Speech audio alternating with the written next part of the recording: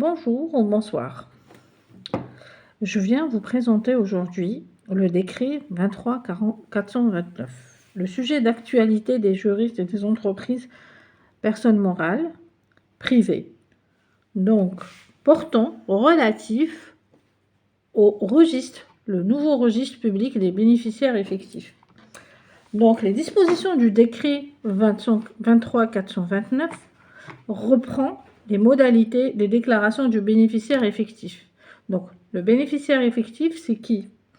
Le bénéficiaire effectif, selon l'article 2 du disposition du décret 23-429, c'est là où les personnes physiques qui, in fine, ont un contrôle direct ou indirect sur la personne morale et qui disposent d'un pourcentage dans le capital social de 20%. Donc, les personnes morales sont, que ce soit une SARL, une EURL, une SPA, doit procéder aux déclarations requises. Il faut savoir que c'est un texte d'application de la loi relative à la prévention et à la lutte contre le blanchiment d'argent et le financement du terrorisme, la loi 0501. Donc, c'est des déclarations qui sont prévues. Donc, dans la sanction est prévue dans la loi 0501. Donc, la définition de la personne physique, du bénéficiaire effectif, on a compris, c'est la personne physique. Donc, toute entreprise doit déclarer cette personne physique dans toute société, que ce soit une personne physique ou personne morale.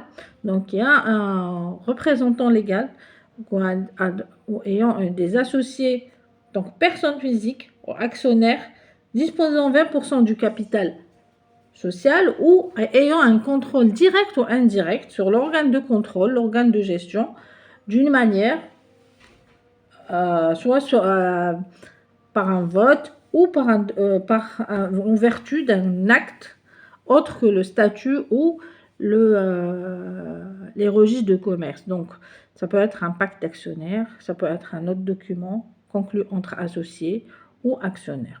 Donc, les modalités de déclaration du bénéficiaire effectif est prévues dans le chapitre 5.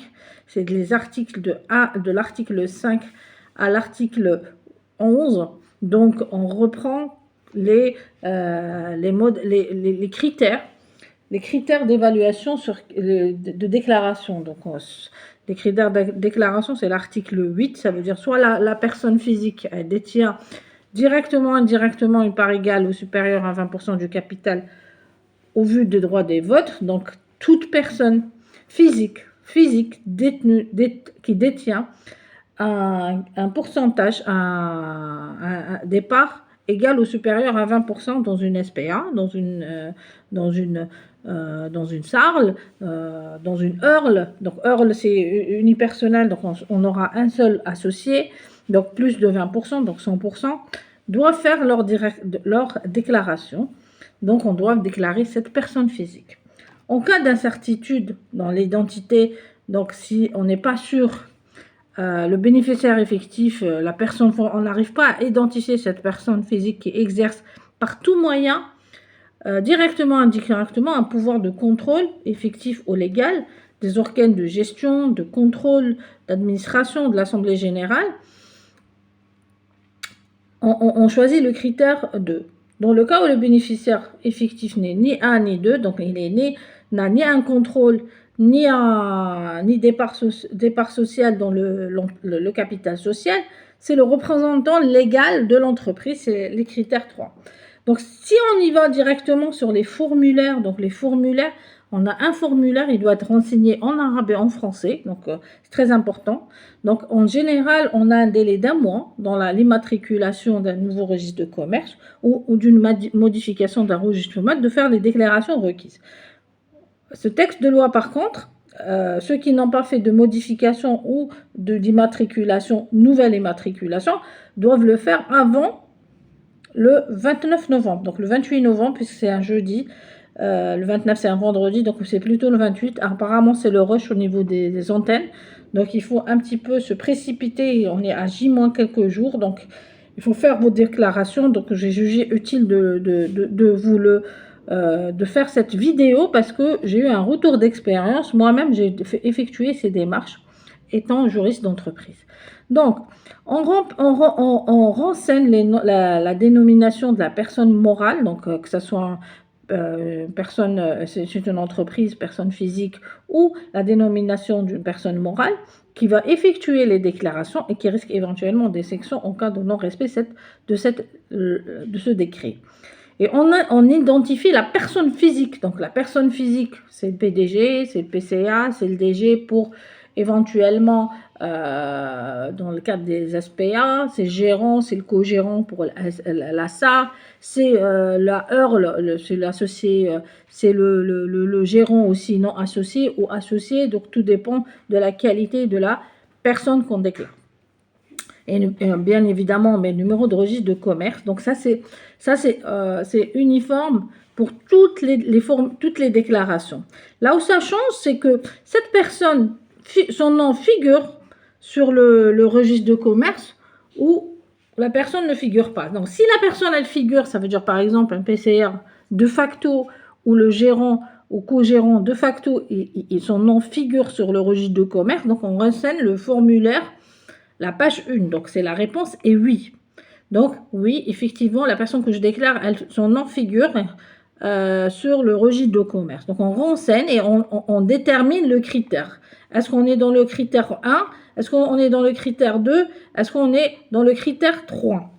Et on indique la date à laquelle cette personne est devenue bénéficiaire et effective. Ça veut dire s'il est représentant légal depuis quand?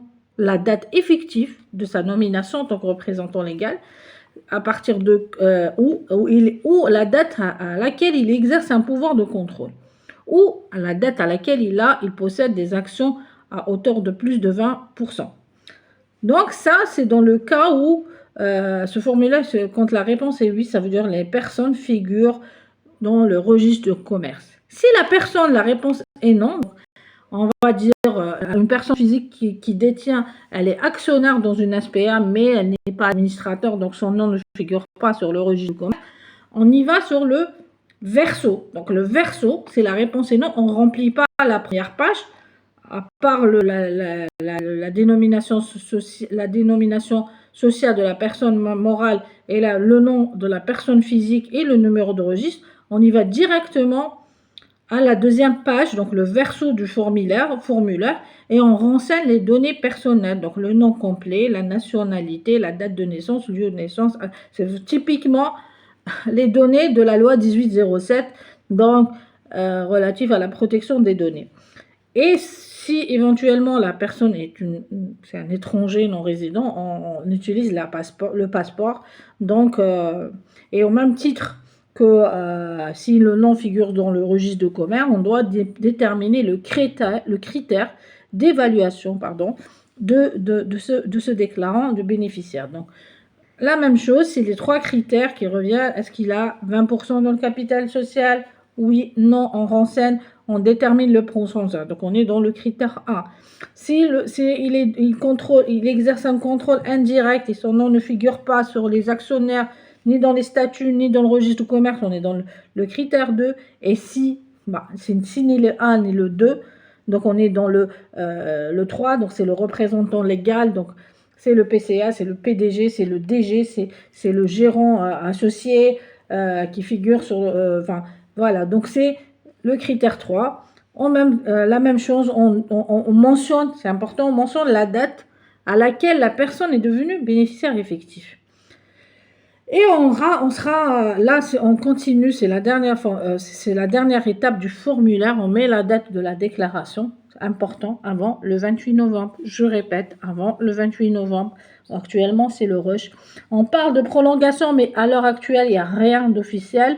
Selon le principe de droit, le parallélisme des formes, la mise en conformité était d'1 année.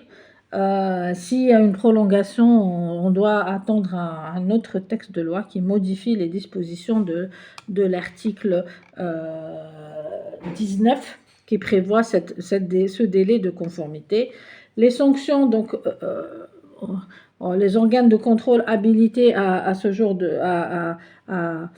à vérifier si les personnes morales ont effectué leur déclaration. Ça peut être les organes de contrôle, les instances compétentes. Donc, on doit se préserver d'un éventuel contrôle dès la fin de délai de conformité. Donc, à partir de là, je vous dis, je vous remercie pour votre attention et, n'hésitez pas à commenter et demander avis. Je me suis déplacée plusieurs fois au niveau du CNRC, j'ai effectué les démarches, donc je peux éventuellement vous aider. Entre juristes, on peut et même non juristes, faire face à cette obligation légale et être en conformité par rapport à cette loi. Et tout en proposant peut-être des sujets que vous jugez utiles, que je présente sur ma chaîne. Merci pour votre attention et bon courage pour vos déclarations.